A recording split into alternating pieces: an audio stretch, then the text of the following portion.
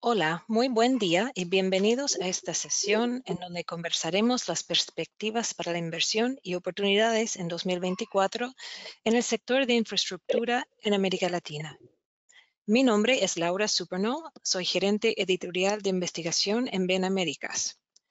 Hoy me acompaña nuestro equipo editorial regional especialista en el sector infraestructura, Elizabeth Machuca en México, Mercedes Álvaro en Quito, Luis Altamirano en Lima, Javiera Gracia en Santiago y Rogerio Gelmayer en Sao Paulo, quienes nos compartirán sus perspectivas sobre el sector.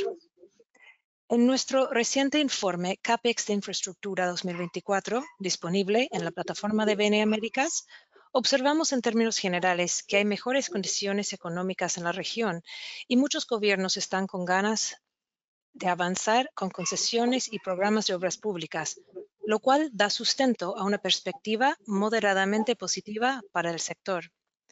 Está pronosticado el crecimiento del PIB en gran parte de la región, aunque en promedio algo menos que el año pasado, y la inflación se desacelerará en general, con la excepción de Argentina. Esta situación podría llevar a que gobiernos permitan alzas de tarifas de parte de los operadores de concesiones, lo cual les ayudaría bastante, siendo que han experimentado alzas en sus costos operativos y aún enfrentan elevadas tasas de interés. También puede respaldar el avance de programas de inversión y licitaciones de gobiernos, aunque hay distintas realidades en los distintos países de la región. De eso vamos a conversar ahora. Invito a todos entonces a que prendamos las cámaras para la discusión.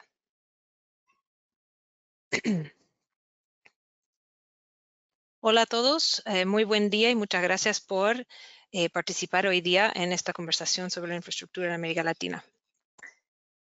Vamos a partir con Rogerio en Brasil. Rogerio, la inversión pública en infraestructura en Brasil volvió al crecimiento. ¿Qué significa esto para el sector y para quienes quisieran invertir?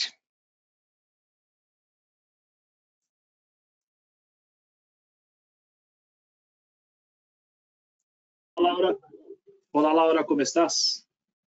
Bien, bien, gracias, Rogerio. Gracias pela pregunta, Laura. Sí, es verdad. La dirección de las inversiones públicas en Brasil en este momento parece estar dirigida hacia áreas donde es más difícil atraer inversiones del sector privado, ya sea porque se trata de proyectos que involucran altos riesgos de ejecución o incluso tiene poco potencial de retorno financiero. Ao invertir em projetos deste tipo, que vão desde tramos de carreteras em zonas mais remotas, projetos de ferrocarriles ou incluso segmentos de la chamada infraestrutura social, o governo federal pretende pavimentar o caminho a médio e largo prazo para que este tipo de projetos também possa ser compartido com o setor privado, sendo economicamente viável. Com tal estratégia, o governo federal assume projetos que involucram mais riscos e deixa ao setor privado projetos que também são de igual importância, pero têm menos riscos e maior potencial de retorno financeiro.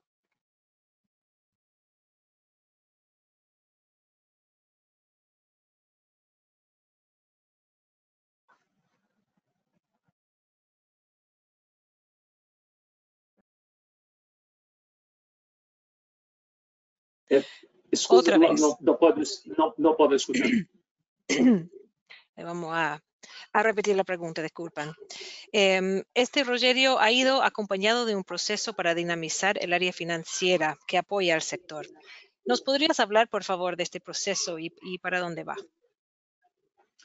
Historicamente, os projetos de infraestrutura a largo prazo em Brasil han dependido do apoio financeiro do Banco de Desenvolvimento do Governo Federal, BNDES, assim como de bancos multilateral e também de estruturas de financiamento de projetos, a chamada Project Finance, desenhados por bancos do setor privado. Em los últimos anos, hemos visto que uma mais estrutura de financiamento se fortalece em setor de infraestrutura em Brasil, com a presença do mercado de capitais local em el financiamento de projetos. Mencionaria o rápido avanço de emissões de debêntures, que são títulos emitidos por empresas e controladores de projetos em el mercado de capitais, que son adquiridos por inversores locales y empresas cuyos recursos se utilizan para financiar proyectos. Entonces, estamos atravesando un momento donde hay una mayor diversificación de las fuentes de financiamiento de proyectos y estas fuentes ya no se concentran solo a través de los bancos. Perfecto. ¿Y cómo están entonces parados los operadores privados hoy en día para poder justamente financiarse, participar en licitaciones y invertir, dado lo que nos has comentado? Esta mayor diversificación de financiamiento del mercado brasileño que acabo de mencionar ha beneficiado a las empresas en su búsqueda de recursos. Por supuesto, siempre hay que tener en cuenta que los altos niveles de tasas de interés básicos definidos por la autoridad monetaria influyen en todas las tasas de interés que se pagan en estas operaciones.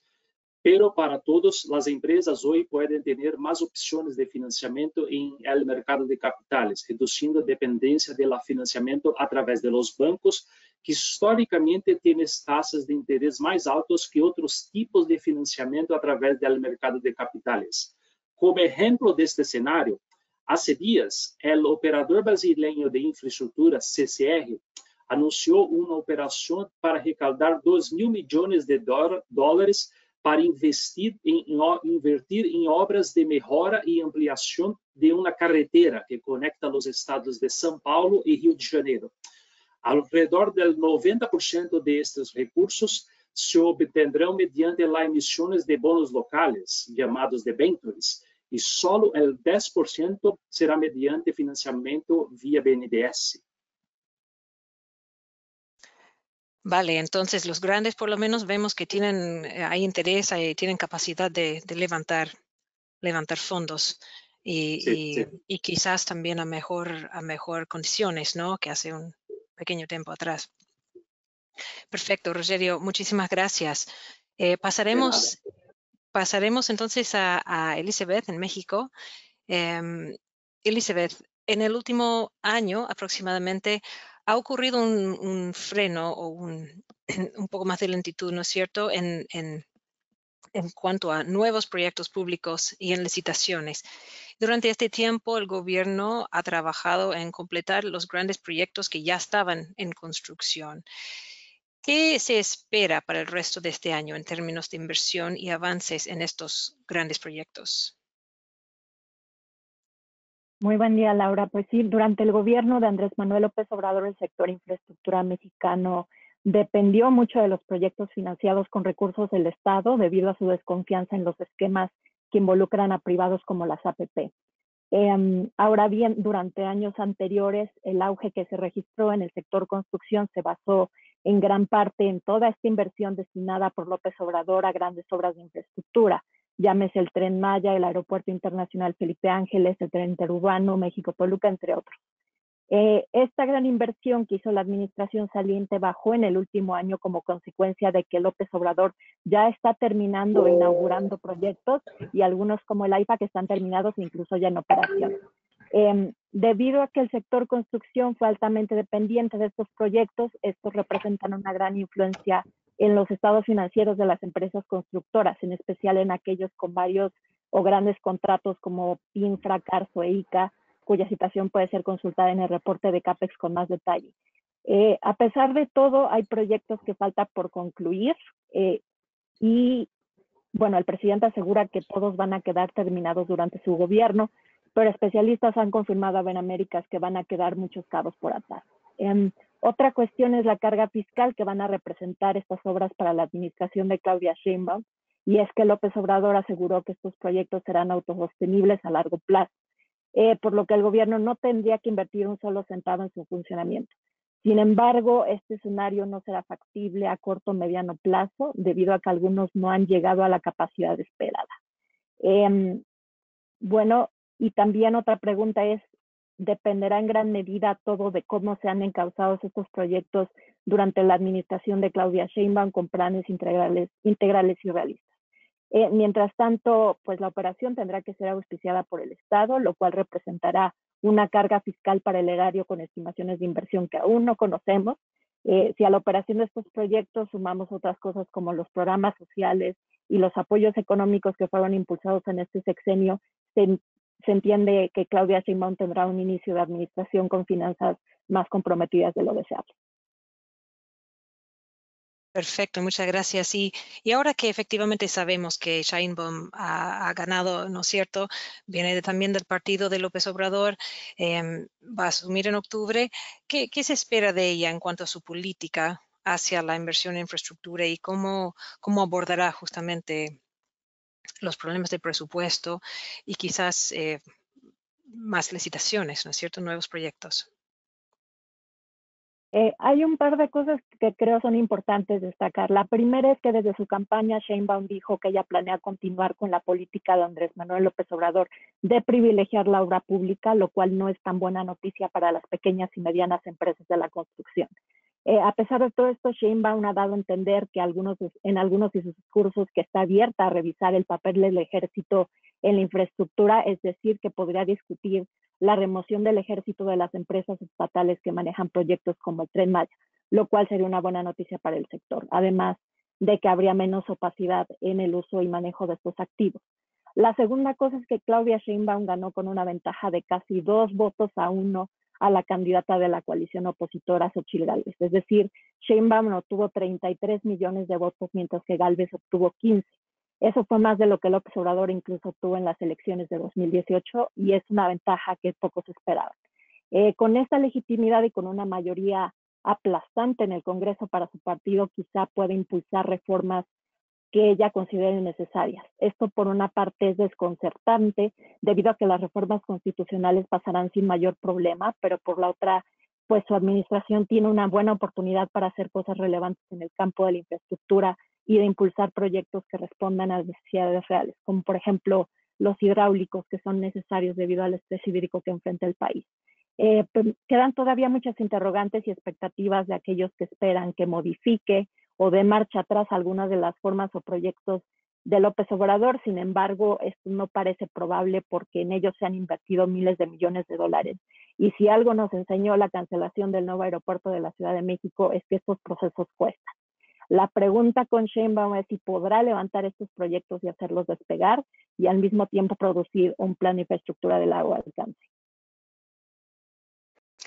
Grandes preguntas, por cierto. Bueno, muchas gracias, Elizabeth, por tus comentarios.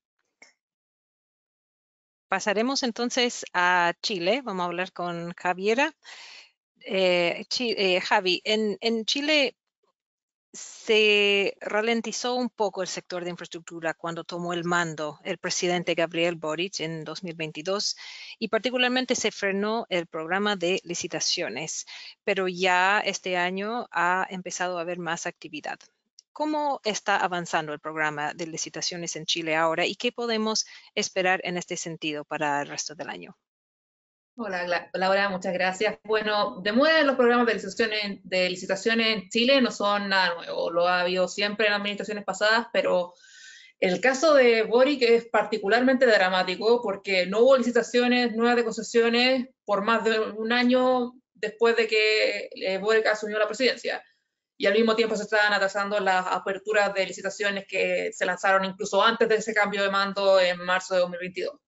Efectivamente, ha habido una aceleración del programa en el último año, no necesariamente dramática, pero ya tenemos las primeras licitaciones de concesiones bajo la actual administración, que ya suman unos 3.600 millones de dólares, y también se han estado adjudicando obras que estaban pendientes desde la segunda administración de Sebastián Piñera, como en el caso de la red de hospitales de O'Higgins y la autopista orbital sur de Santiago. Disculpen.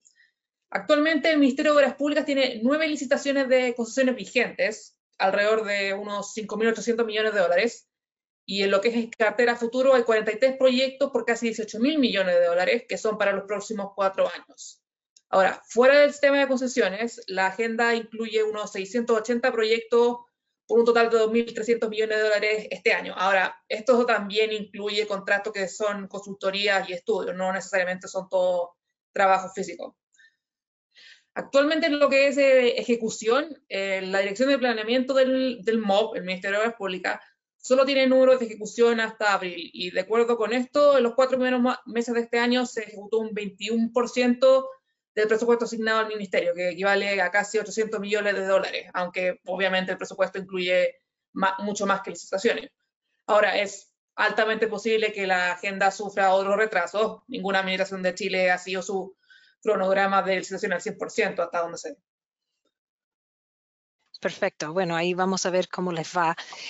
Parte de lo que se causó esa lentitud en el gobierno de Boric que quería revisar, ¿no es cierto?, algunos proyectos para asegurar su cumplimiento social, ambiental, y también están tratando de avanzar proyectos de ley para agilizar los permisos ambientales, lo cual supuestamente apoyaría, ¿no es cierto?, el avance del sector. ¿Nos podrías hablar un poco de cómo va avanzando esos proyectos? Ya, tengo que hacer una pequeña distinción aquí. Ahora, el esfuerzo del gobierno que está haciendo para reducir lo que llaman permisología, esto contempla dos proyectos de ley separados. Uno es el que mencionabas anteriormente, que era el sistema de evaluación ambiental, y el otro es para los permisos sectoriales que están fuera de la evaluación ambiental, y eso lo impulsa el Ministerio de Economía. Hasta el momento los dos proyectos de ley ya pasaron sus primeras votaciones en el Congreso, pero todavía faltan otras votaciones, indicaciones del Ejecutivo, discusiones en detalle, etc. Ahora, normalmente las discusiones legislativas en Chile suelen demorarse años, pero por ahora el compromiso del gobierno y también de los presidentes de ambas cámaras del Congreso es que los dos proyectos se despachen antes de que ingrese el proyecto de ley de presupuesto 2025. Ahora, según los plazos legales, la ley de presupuesto se puede ingresar al Congreso a más tardar 30 de septiembre. O sea, la idea sería que los dos proyectos de ley estén pasados antes de esa fecha. Ahora, eso no es todo, porque obviamente la permisología involucra más cosas que permisos sectoriales o permisos ambientales. Según el ministro de Economía, Nicolás Grau, después de estos dos proyectos se planea reformar el sistema de concesiones marítimas, que suele ser citado como uno de los principales cuellos de botella para el proyecto de desalación que están tan de moda en Chile. Y el otro sería para reformar el Consejo Nacional de Monumentos, que es el que se encarga de lo que es revisar lo que son hallazgos arqueológicos cuando hay en sitios de construcción. Y este ha sido criticado durísimamente en los últimos años porque simplemente no tiene la capacidad de responder a todos los requerimientos que se le hacen. Y esto ha llevado a algunos proyectos de infraestructuras se retrasen por años, como fue el caso del Hospital El Salvador, que estuvo por lo menos unos 4 años sin poder avanzar obras debido a hallazgos arqueológicos. Perfecto, bastante para agilizar entonces en Chile para que puedan avanzar bien los proyectos. Pasemos, Javi, a Argentina, por favor. En ese país se está apuntando a grandes cambios bajo lo que es el nuevo gobierno de Javier Milei. En particular, se frena drásticamente el gasto público como medida para dar vuelta a la economía. ¿Qué ha significado esto para los proyectos que estaban en construcción o con contratos ya hechos?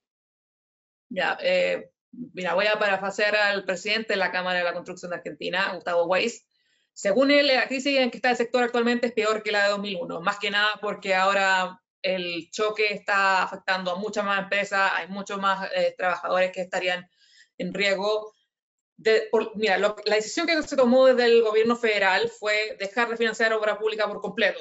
Y según los números de la Cámara de Construcción, eso llevó a la paralización de unas 3.500 obras y según ellos, a la pérdida de unos 100.000 empleos. Ahora, de acuerdo con números oficiales, hasta abril la actividad de la construcción acumula una caída del 32%.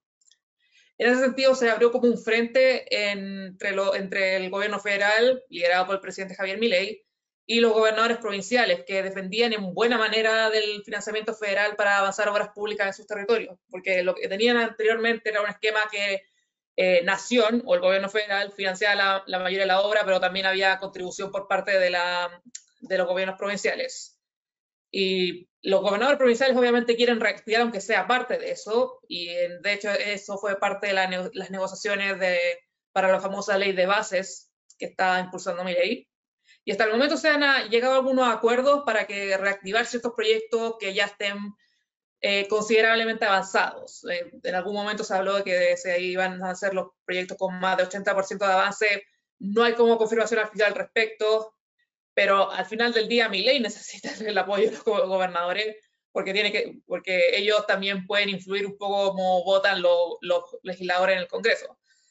Pero incluso con todas estas como soluciones parche, la Cámara de Construcción de Argentina ya da el año por perdido. Y de paso también descarta una recuperación rápida en 2025, porque incluso si se reactivan estos proyectos, ponerlos de vuelta en marcha toma tiempo. Hay que también hacer como estudios para saber si el dejarlo abandonado causó daños, si la mano de obra no cambió por otro rubro, si todo el tema de los precios de los materiales, etcétera.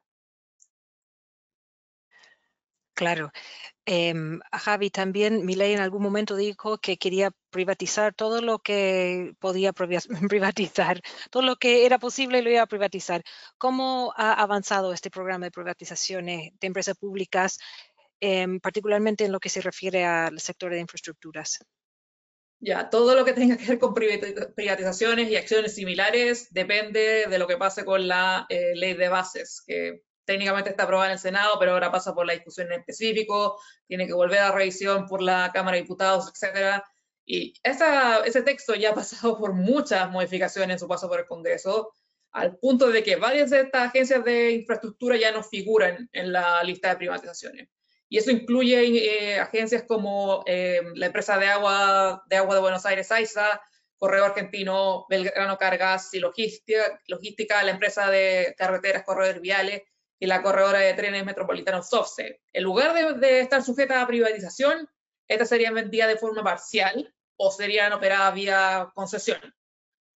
Esto es principalmente que da cuenta de que Milei, a pesar de que tiene un rating de aprobación relativamente alto para un presidente en la región, tiene un margen de maniobra sumamente estrecho en el Congreso. Su partido solamente es la tercera fuerza en ambas cámaras y requiere de suavizar un poco sus propuestas de forma de poder pasarlas. Como le digo, todo lo que tenga que ver con privatización va a depender de lo que pase con el proyecto de ley de bases, pero incluso ya siendo pasado por el Senado en general, existe una buena posibilidad de que se caigan más empresas de la lista de privatizaciones, que haya algunos cambios respecto a esta idea de pasar obras públicas a la administración de las provincias, de cómo esa ley de bases, que obviamente también incluye ciertos aspectos en lo que refiere a impuestos, vaya a afectar la capacidad de las administraciones provinciales de impulsar esas obras, etc. Perfecto. Bueno, vamos a ir viendo cómo avanza justamente qué logros logra Milei ahí con todo lo que él enfrenta políticamente en su país. Muchas gracias, Javiera. Laura. Pasaremos entonces a hablar con Luis en Lima. Hola Luis, muchas gracias por estar. En los últimos meses, quizás, en Perú parece haber entrado a lo que quizás podremos llamar una nueva etapa en que los proyectos están empezando a fluir. Hemos visto avances en grandes proyectos que llevaban años intentando arrancar y hay una nutrida lista de proyectos que el gobierno quiere licitar. ¿Cuáles serían los principales factores que podríamos atribuir estos avances? Sí, por contexto de esta nueva administración de Dina Boluarte, que tuvo un inicio muy complicado en el 2022, o sea, que ella asume en el 2022 en diciembre, ha tratado de hacer muchos destraves en términos de leyes, de tratar de facilitar cierta margen de maniobra a gobiernos regionales vía, por ejemplo, fondos por el cual ellos pueden proponer proyectos, que de hecho lo están haciendo, ya tienen ese acceso para proponer, y luego capaz ir de un privado para que desarrollen obras por impuestos. Pero sin embargo, aún ahí hay una especie de incertidumbre, hay los problemas un poco de siempre, que acá se le suele denominar tramitología, que es el problema que hace que se demoren mucho los proyectos o que salgan en adelante. Pero lo que sí ha habido en términos ya más estructurales, y lo que explica en buena parte un poco de este repunte en ver proyectos que ya se están licitando, es un poco el trabajo de Proinversión, que es la agencia que se encarga acá de promover asociaciones público-privadas, obras por impuestos o proyectos en activos, ¿no? Justo revisando cifras, mira, entre el 2019 y el 2021 se adjudicaron proyectos por 167 millones de dólares. El año pasado nomás adjudicaron 2.300 millones y en lo que va de este año ya van 3.800. O sea, ya esos proyectos que estaban muy entrampados, o sea, hubo muchos problemas de cara a poder sacarlos adelante por pandemia, por problemas previos de corrupción, un poco casos muy emblemáticos que embarraron un poco el sistema de licitaciones públicas, ya se empezaron a diluir y ya se ve, por así decir, estos proyectos que siempre han estado en cartera que empiezan a salir, ¿no? Y en lo que va del año, por ejemplo, el más emblemático, que tiene mucho tiempo, es el anillo vial periférico, que es una obra que va a buscar recorrer toda la ciudad literal por la periferia, casi unos 30 kilómetros. Ya se adjudicó por unos 3.400 millones de dólares, perdón, y eso es un poco lo que vamos a ver en los siguientes meses. Esos grandes proyectos con mucho tiempo, cuyos perfiles ya estaban conocidos por todo el mundo. Es más, que de hecho que las licitaciones se han vuelto a convocar una que otra vez porque ese problemita que fallaba, que ahora ya se resolvió, ahora ya se están realizando, se han visto grandes empresas, básicamente todas vienen vía consorcios, se asocian mínimo de unas 3 empresas para poder sacar adelante estos proyectos, y esa cartera es la que vamos a ver adjudicándose en los siguientes meses, ¿no? Proinversión tiene este año el objetivo de adjudicar hasta 8.000 millones, no sé si sea posible el caso porque los proyectos a veces se retrasan, pero mínimo se estaría cerrando con unos 5.000 porque ya tenemos unos 3.800 a la fecha y unos 1.700 millones de dólares que se van a adjudicar de aquí hasta agosto más o menos. Perfecto. Y dentro de esos proyectos, ¿cuáles son los que tú dirías que hay más expectativa o quizás más competencia podremos ver? De lo que se vienen, que se van a licitar, hay un tren, conocido acá en el Perú como el Tren Maya, que es un proyecto de casi 340 millones de dólares, que busca rehabilitar un tramo importante en la carretera dentro de la Sierra de Perú, que va a conectar Huancayo-Huancavelica, Junín con Huancavelica, que son dos grandes regiones. Tenemos un par de plantas de tratamiento de agua, tenemos grupos, paquetes de líneas de transmisión, que es lo que se va a ver hablando, y un poco más tirando hacia el siguiente año, muchos proyectos de saneamiento. Acá en Perú la brecha de infraestructura es alta, y justamente hay muchos proyectos de saneamiento, más que tanto de agua potable como de proyectos de tratamiento de aguas residuales. Son los que vamos a ver un poco en los siguientes meses y sobre todo en el 2025. Proyectos de desalinización hay pocos, hay 2 o 3 que están, o sea, en proceso de convocarse, en ideas, pero lo que se va a ver y lo que es más urgente y lo que es más un poco fácil, entre comillas, son los de agua potable y de saneamiento. Yo por ahí veo que se va a mover un poco. Y también avances de proyectos que ya están en cartera que pronto se entregarán y puedan desencadenar nuevas obras. Un poco los avances de la línea del metro, que igual siempre, si bien sea el proyecto que más avance en términos de las cifras que el regulador de acá de transportes publica, la línea de metro de Perú es un proyecto de 5.300 millones de dólares. Es muchísimo dinero, pero se tiene un avance del 54% de la obra, más o menos unos 2.400. Por más de que cada trimestre se ejecuten unos 200 millones de dólares, aún falta mucho. Aún falta mucho, no hay una fecha de entrega para este proyecto que debió entregarse en el 2019. O sea, ya es una constante incertidumbre.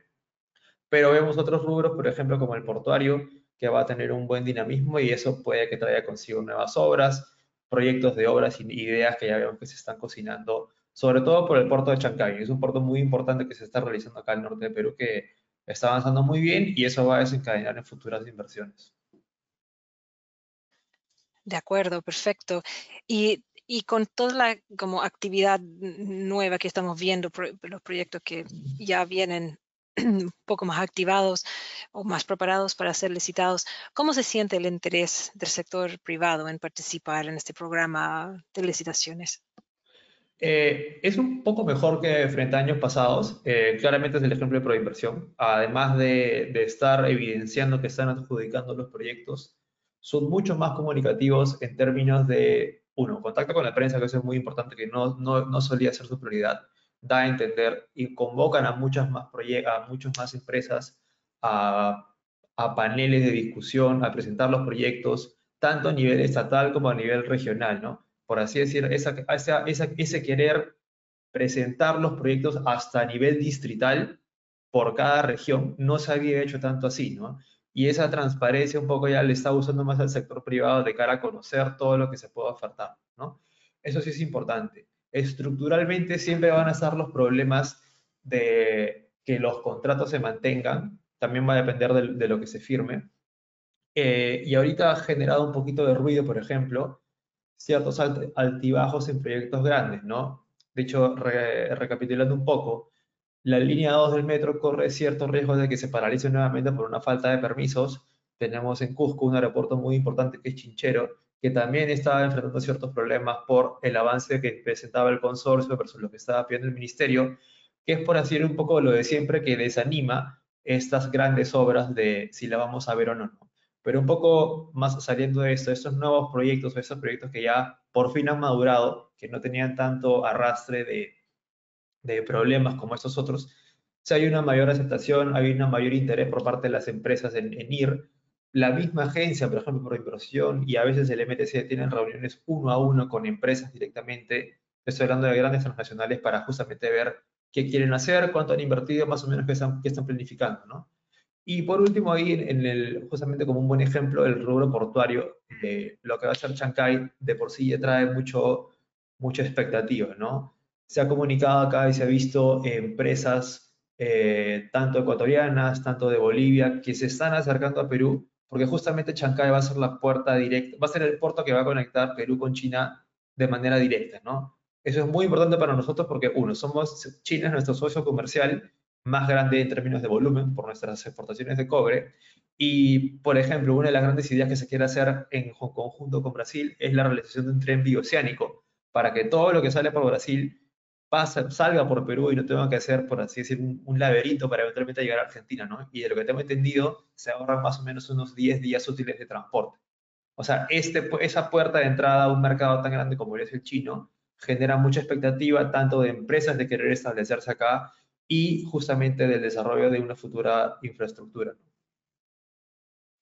Claro, y más aún siendo que este puerto es operado por empresa china también, no solamente Sí, que es conecta con directo. China, ya es operado por empresa china y eso fortalece mucho la relación, ¿no es cierto?, Sí, entre los se inaugura países. en noviembre, se va a inaugurar en noviembre, justo en el contexto de la PEC, ¿no? Que justamente que se espera incluso que Xi Jinping venga a Perú y que sea él el que corte el listón de que se inauguró la obra. O sea, hay mucho trabajo en conjunto para que esta sea la Claro, puerta de salida. esta es la meta por lo menos. Ahí vamos Por a avance. estar haciéndole barra para que todo resulte. Muchísimas gracias, Luis, por los Nada. comentarios. Pasaremos entonces a comentar sobre Colombia y Ecuador con Mercedes Álvaro en Quito. Hola, Mercedes, y gracias. Chequemos el micrófono, quizás esté cerrado. Hola Laura, buenos días con todos. O buenas tardes. Ahí sí, buenas tardes, Mercedes. Mercedes, ahí en Colombia el sector de infraestructura ha sufrido un poco de ruido, ¿no es cierto?, en torno a las políticas del presidente Gustavo Petro, pero expertos siguen señalando que el modelo de concesiones del país sigue firme, sigue funcional. En ese contexto, ¿qué se espera para el resto de este año en términos de las licitaciones que está planeando el gobierno de Petro? Así es, Laura. Varias políticas del presidente Petro en varios sectores, no solamente infraestructura, han tenido que enfrentar bastante ruido, fundamentalmente en este año. Pero como tú dices, Colombia en realidad tiene la ventaja de la institucionalidad y la robustez de sus leyes, lo que es un plus, sobre todo en materia de interés para los inversionistas. En este año, por ejemplo, la Agencia Nacional de Infraestructura planea adjudicar proyectos por alrededor de 4.600 millones. Entre los proyectos que debieran adjudicarse en 2024 están el aeropuerto Gustavo Rojas Pinilla de San Andrés, que demandará una inversión de alrededor de 264 millones de dólares, el corredor vial Villetas-Guaduas por 1.638 millones, el proyecto también vial Pasto-Popayán de 3.354 millones. En abril pasado, la ANI ya invitó a los interesados a participar en el proceso para selección del aeropuerto Gustavo Rojas Pinilla. El plazo para la presentación de la postulación vence el próximo mes, en julio, mientras que la adjudicación, que será un contrato a 30 años, está prevista para fines de año. En 2024 también debiera finalizar la estructuración integral, lo que incluye los estudios y diseños de factibilidad, para el proyecto de navegabilidad del río Meta. Este proyecto es bien importante porque busca crear una alternativa eficiente de transporte entre los municipios de Puerto López, en el departamento de Meta, y Puerto Carreño en La Vichada. Adicionalmente, también avanza la estructuración de las iniciativas aeroportuarias, por ejemplo, de aeropuertos de suroccidente, el campo de vuelo del aeropuerto El Dorado, EDMAX, y el nuevo aeropuerto de Cartagena, Bayunca, así como las iniciativas de carreteras tales como Ruta de los Andes, Autovía Córdoba-Sucre, Conexión Centro-Manizales-La Paila y Sogamoso-Azul-Maní-Yucao. Como vemos, Laura, hay una extensa cartera de proyectos. Sin embargo, hay algo que tenemos que tener en mente, no hay cómo perder de vista, es que también hay varios problemas, sobre todo por la oposición de pobladores a peajes en diferentes partes del país, en algunas regiones del país, lo cual puede causar problemas tanto a los proyectos que vienen como a las obras terminadas ya. Eso es algo que siempre vamos a tener que tomar en cuenta, cómo evolucionan las negociaciones del gobierno con los pobladores y finalmente qué decisiones toma el gobierno en cuanto a peajes. Perfecto. Aparte de carreteras, también el presidente Petro ha enfocado fuertemente en el segmento de las ferrovías, ¿no es cierto?, para mejorar la conectividad. ¿Y qué podríamos esperar este año en ese segmento en cuanto al programa, ¿no es cierto?, para reactivar el transporte férreo? Ajá, sí. Colombia tiene realmente planes muy ambiciosos en el modo férreo, que incluye incluso un tren bioceánico que, según ha dicho Petro, el presidente Petro ha dicho, conectaría los océanos Pacífico y Atlántico y que sería una alternativa al Canal de Panamá. Sin embargo, este es un proyecto a muy largo plazo. Habrá primero que esperar a la estructuración, a ver cómo se consolida esta estructuración. El presidente Petro, sin embargo, tiene una apuesta muy fuerte por los trenes, planea priorizar el sistema de trenes, incluso en el plan de desarrollo que se aprobó a inicios de año, está incluida la recuperación de vías férreas como una de las prioridades en materia de infraestructura y en materia de desarrollo para el país.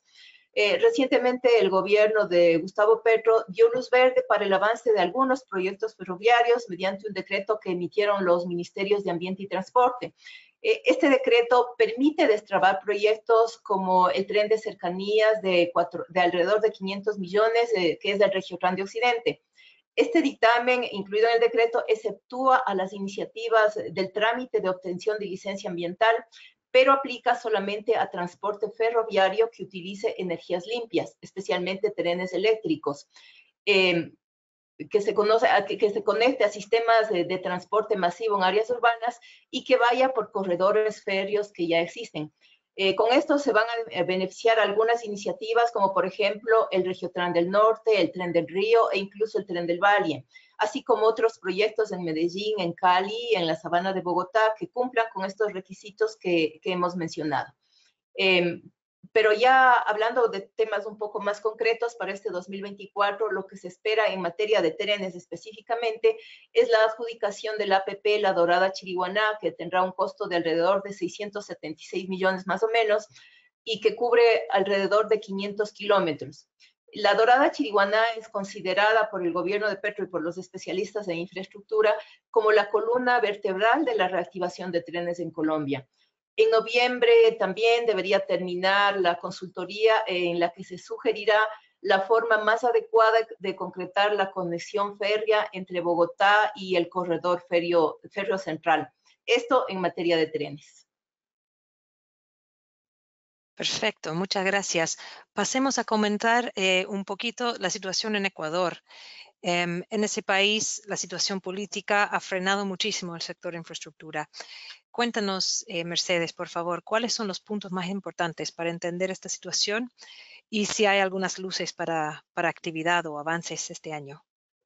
Sí, hay luces, gracias a Dios, sí hay luces, afortunadamente, pero hay dos temas que van a ser fundamentales en materia de infraestructura en Ecuador.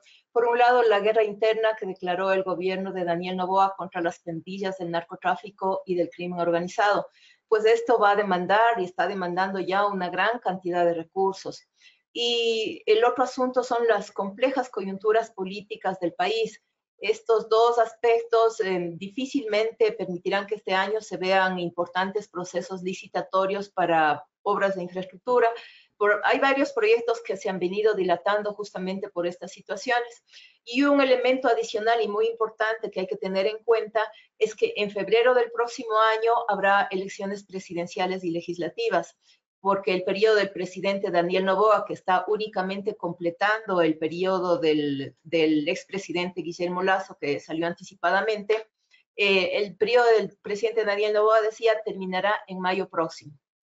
Sin embargo, en este año lo que podemos esperar es que haya importantes avances en estructuración de proyectos para que algunos empiecen a licitarse desde el próximo año.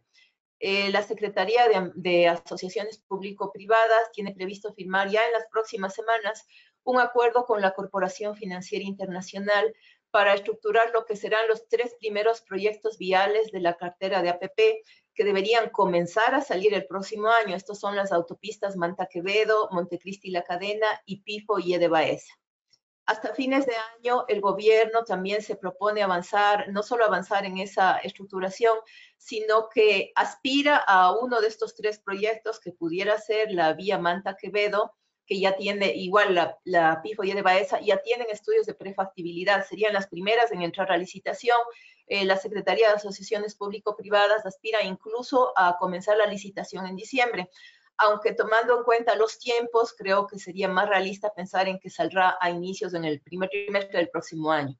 Adicionalmente, es también importante comentar que la Secretaría de Inversiones Público-Privadas va a recibir hasta el 27 de junio, ya estamos a casi 10 días, los comentarios al borrador de los contratos de APP viales, que se utilizará como base para todos los procesos licitatorios y muy particularmente, obviamente, los que van a empezar a salir el próximo año.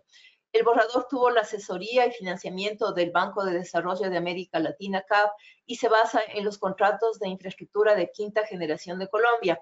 Esto sobre todo por la falta de experiencia que hay en la estructuración de estos proyectos en Ecuador y por la experiencia que sí tiene Colombia. Este borrador busca proteger justamente los procesos y también reforzar la seguridad jurídica para las empresas.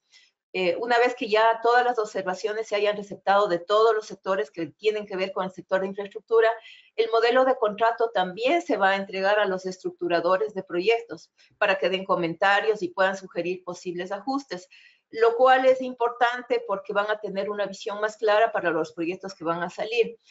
Pero tomando en cuenta todo esto y que el proceso realmente es complejo, se estima que el Comité Interinstitucional de APPs de Ecuador, que tiene que aprobar el modelo, lo estará haciendo realmente hacia fines de este año, por lo cual yo decía anteriormente que es más realista pensar que las primeras licitaciones viales van a comenzar a salir en el primer trimestre del próximo año. Perfecto, un año de preparaciones entonces en Ecuador. Así es. Muchísimas gracias. Gracias, Mercedes. Y muchísimas gracias a todo el equipo también de infraestructura de BN Américas por su tiempo y sus perspectivas. Les recuerdo que los suscriptores de BN Américas pueden acceder al informe completo CAPEX de Infraestructura 2024 en nuestra plataforma. Y a quienes aún no se suscriben, les invito a visitar www.bnamericas.com para conocer todo nuestro contenido de inteligencia de negocios en América Latina. Gracias a todos por escuchar y que tengan un buen día.